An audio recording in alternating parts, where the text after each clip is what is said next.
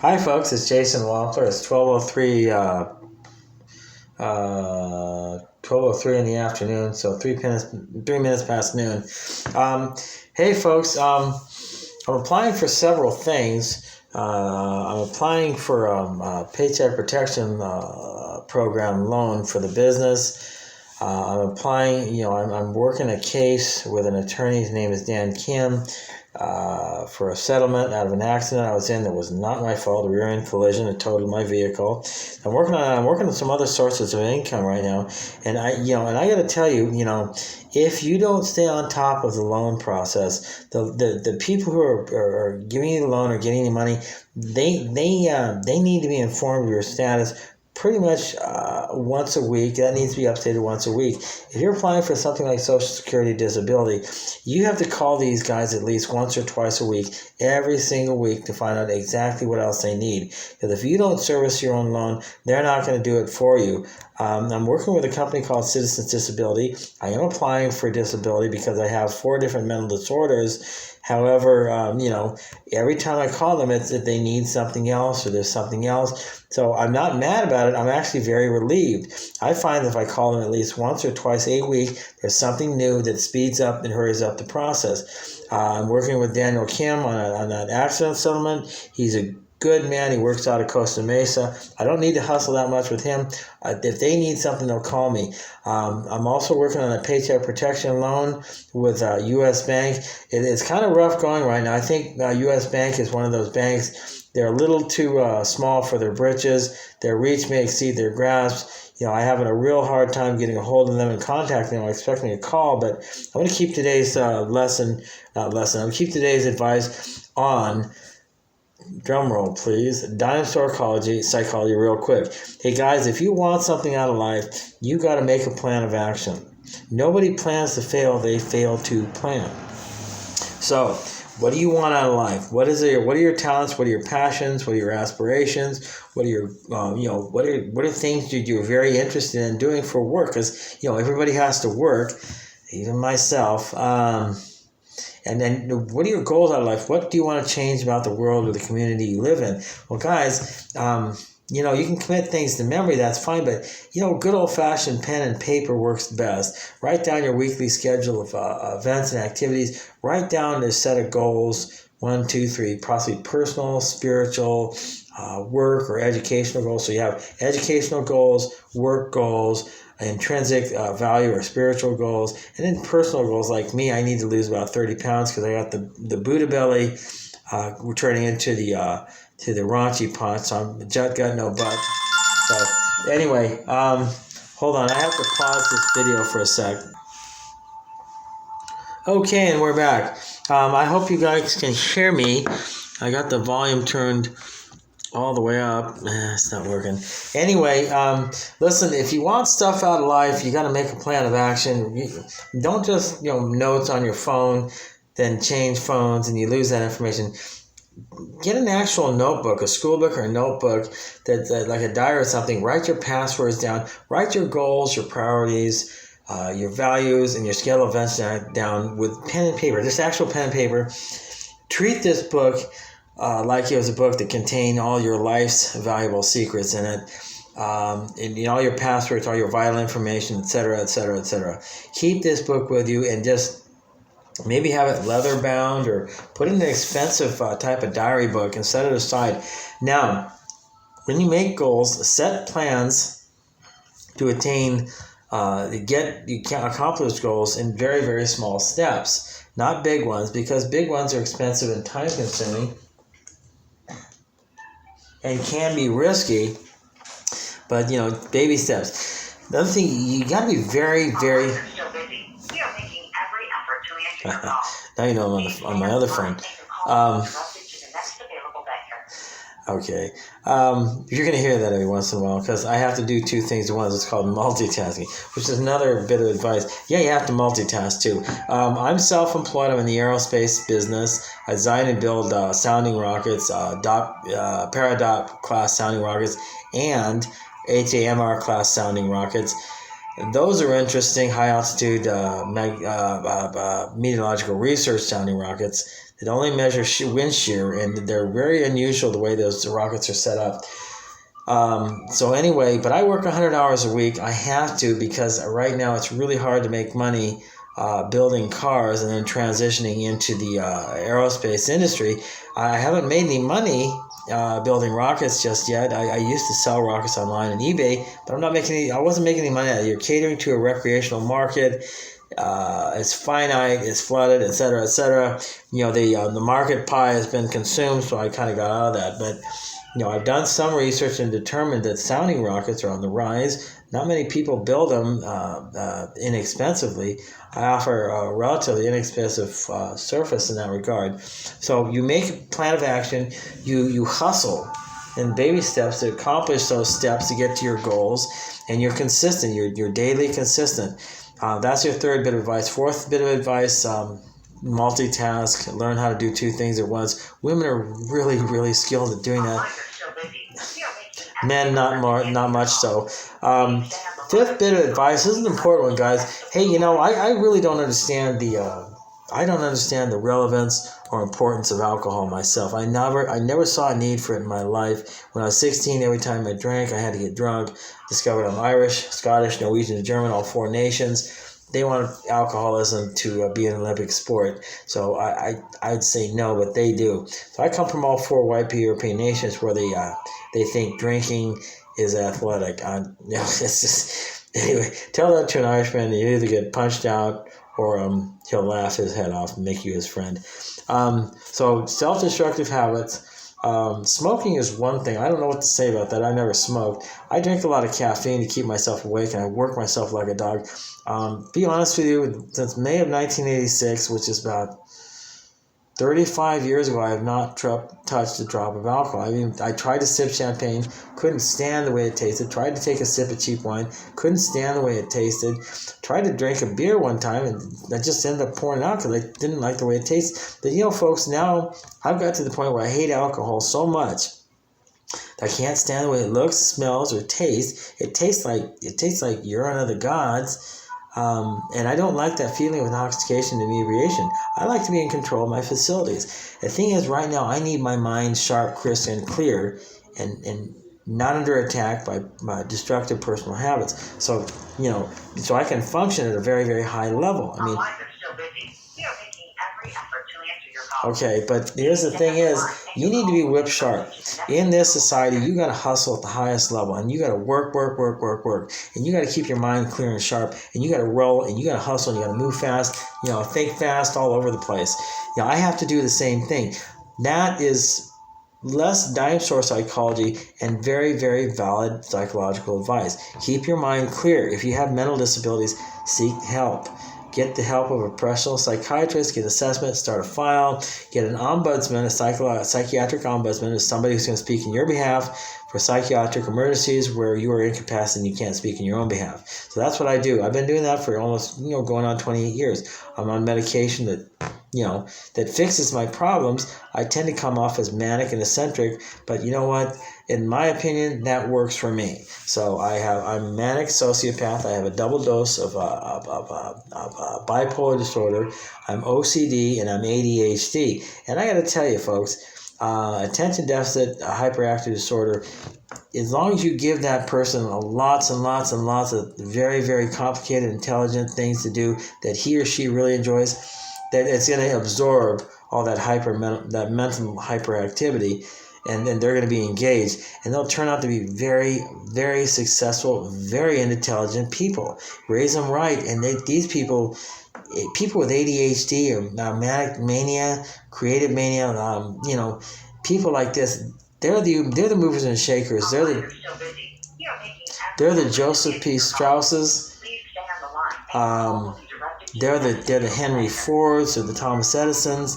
They're the Abraham Lincolns. They're the Marie Curie and her husband Pierre that discovered nuclear isotopes, radioactive isotopes. Excuse me. They're the Ronald Reagans. They're the Kamala Harrises, Madam Vice President Kamala Harrises. These are the people that are movers and shakers. Even Donald Trump. Donald Trump's father worked 12 and a half hours a day, 6 days a week, and that's entirely healthy.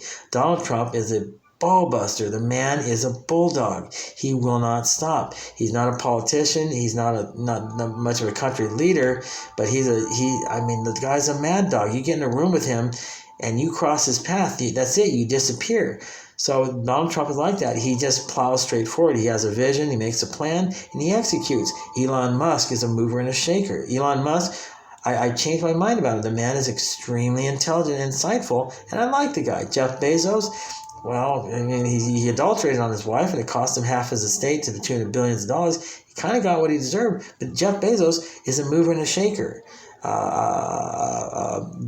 Stormin Norman Schwarzkopf, General Stormin Norman Schwarzkopf of Desert Storm, I think I mentioned Ronald Reagan, John Wayne, Denzel Washington, Kevin Hart, God damn, dude, Kevin Hart is, in my opinion, he's got a form of what's called creative or social media mania. The man is just on fire. There's no stopping Kevin Hart. And as long as Kevin Hart protects himself, his mind and his body and his soul and his spirit, and doesn't let self-destructive habits creep in and put out his campfire, the man is a wall socket. He's a giant in a very small body. Kevin Hart is just absolutely just lit on fire. You can't stop the guy. And his mind is always spinning and working. Like Martin Lawrence's mind. Kevin Hart's mind probably doesn't shut off. That's why him and Dwayne Johnson get along so well. Him and Dwayne Johnson have essentially the same straight up and down list of positive personality traits and personal habits. Dwayne Johnson is mellowed out, but Kevin Hart is just incredibly hyperactive, and he knows how to harness that power. I harness that same power too. I'm not telling you guys to go out, take some drugs, screw up your nervous system, become mentally hyperactive like I am. Like I said, I'm ADHD. But, look it.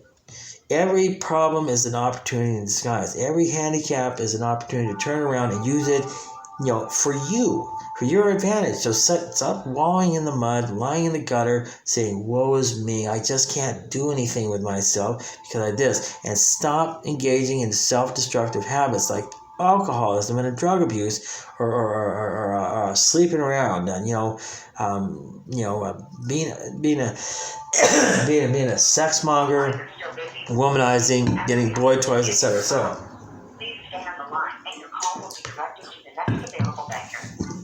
These habits are going to get you in a lot of trouble. They're going to get you in a boatload of trouble. So keep your mind free, clean, and clear. Straight-laced lifestyle.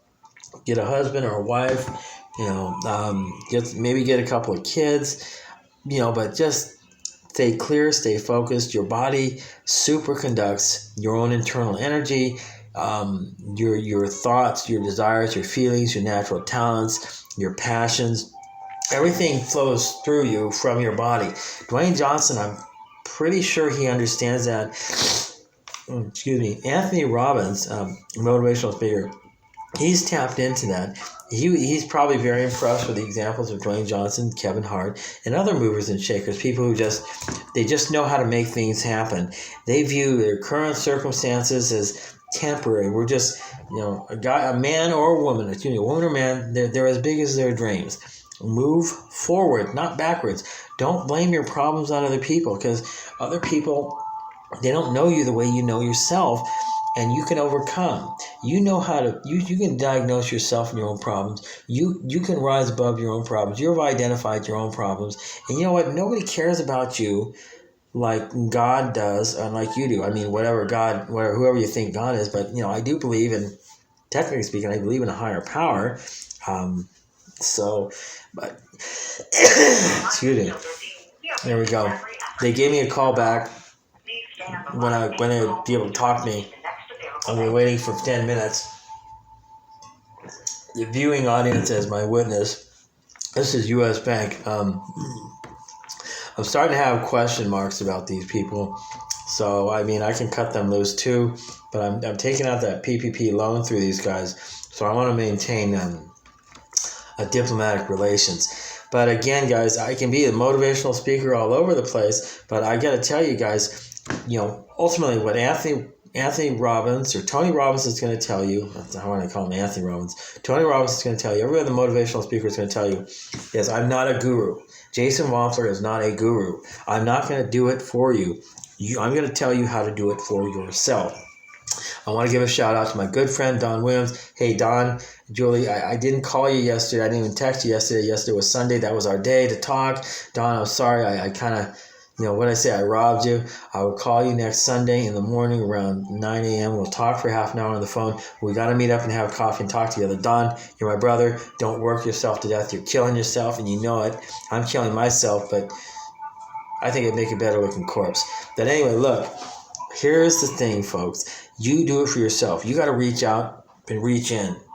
Okay? You got to find your own inner hero. You got to be your own hero.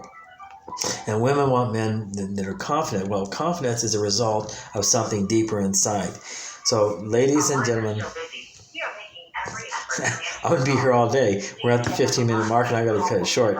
Hey, guys, as far as U.S. Bank is concerned, I'm kind of on the fence at this point, but I just want to push this PPP loan through. I may keep them, I may dump them. But this is really, really bad. They said they'd give me a call back when they're ready to talk to me. And like I said, we're going on the 10-minute mark. So, I'm still waiting on hold anyway. And it's burning up my battery. So I'll take it out to the truck and charge it up because I got to get going. I'm 22 minutes late to shoot a video in Santa Ana called The Rocket Minute. So I gotta work on that as well. I think I'm gonna leave my rocket here and talk about a couple of my other rockets I stored in my friend's house. Ulysses Andrades, my brother. I'll see you. You better be at full capacity, bro. I mean it, man. You got some more messages for me. Anyway, so that is that. We'll talk more. I think the direction this show may be taking is me becoming more of a motivational speaker with a blog. I like the way I look in black and white. I like shooting on this phone because it works so well. I kind of don't like this angle, but it's on a kickstand, so I don't have to hold the phone, and just kind of position it around and then gesture with the other hand. I keep both hands free and clear. I don't know how to manipulate this phone. It's a good phone. I think it's an LG or something. I got it from what's that place called? Metro by T-Mobile, and they're okay. So, but again, guys, I can be a motivational speaker. That's number 20. She has a pleasant voice, though. Here's the thing, folks. Here's another thing about YouTube. YouTube is a platform for people to have their own television shows and just really get things to take off. Instead of applying and going to school and trying to get a break. I mean, corporate America is so bogged down with all this BS and bureaucratic, political, administrative nonsense. Nobody's ever going to get anywhere. And the funny thing is, their end product is absolute freeze-dried, blended, reconstituted crap. Have you watched network shows? Have you not watched network TV? No, I don't watch network TV. It's dog crap. It's horrible. I watch YouTube videos. They have everything succinctly. Any interest on the planet is better than cable TV, better than movies. And the only few sites that you do have to avoid are the ones that have been polluted by corporations. There's some YouTube channels that basically are set up like network TV. They're horrendous. They're horrible. They're just vacuous, uninspired. They're Frankenstein. It's like eating plastic vegetable soup, and it's just none of this is consumable. But people, like myself or some other guys on YouTube, they're keeping it real. I'm watching this guy about Let's Live Life. He's an ex-con. He did some hard time. I'm really enjoying this guy. He's just straight up and down. He seems like a stand-up fella. He admits to his mistakes. He doesn't lie, cheat, or steal anymore. I think he's got a family. He's got a regular job. He's a regular working stiff. But he just, he's got tattoos. But to be honest with you, I kind of want tattoos too, but the different style. Okay. Oh, I thought it hung up on me. These guys are great. So anyway, then we're going to finish the video. We're almost at the 20-minute mark. And I got to tell you, if I make these any longer, I'm going to load up my phone. So on this phone, I'm going to have to clean up the memory. Then I'll be at Yuli's house to shoot at 1 o'clock. Hopefully he won't have been drinking too much. If he's incapacitated, I'm going to be pissed, but we got to shoot the rocket minute. Anyway, so that is that. At this point in time, I'm going to call it quits. We're almost at the 20-minute mark. Hit the subscribe button. Hit the like button. I need subscribers. I need likes. So I'm thinking, I'm just gonna go ahead and use this style to kind of really motivate people into doing things. Now, I still want to help out the ladies. How to find a good man, how to spot a good man, how to find a good man, and then how to hook. I'm not encouraging illicit sexual behavior. No fornication, no adultery. I'm not going to get you hooked up with a married man. I'm not like that. I don't roll like that. I believe in strict moral behavior between men and women. I believe in marriage and then sex, then children. Because it's practical, secure arrangement for sexual intercourse and then of course procreation. That's just how I believe. That's my belief systems. Doesn't necessarily need to be yours, but I'm not going to encourage any type of self-destructive or loose behavior that leads to bad consequences. Because bad decisions lead to bad, they're very, very bad consequences. Wrecked homes, unwanted pregnancies. Children without fathers. We don't need that, man. We need secure arrangements for the serious stuff. I don't think I'm even going to talk about the subject of sex, but I'm just talking about people getting along and people getting together. And I'm thinking that I am dialed in at this point. Now that I've loosened up on camera and I don't have that rigid stiffness about me that I did for like the first 3 months of DIMESTORE Psychology, maybe I can just start really opening up. And I'm kind of going through a manic phase right now, but the thing is, it's not a phase. It's just kind of really how I am. I'm picking scabs on my skin. 20 minutes. U.S. Bank. They called me back, said they'd be ready to start talking to me. I hit my callback button. I hung up. They called me back 20 minutes later. I'm still on hold. So that's kind of how things work. So I'm thinking I'm not going to pursue that today because it's taking up too much of my time. Hey, you guys are great. We'll see you tomorrow between 10 and 11 a.m. I'll be in the same mood, running, gunning, churning and burning. Burn a can at both ends. I'll set up exactly like this because I feel like I can express myself. But, I'm thinking this is kind of the real me, so I'm kind of, naturalizing, kind of seeking my own natural level. My name is Jason Wampler. I've been your host for another episode of DIMESTORE Psychology. Hit the like button, hit the subscribe button, please. I need to monetize because I need to make some money. But it's the spirit that matters too. Talk to you later. Bye-bye.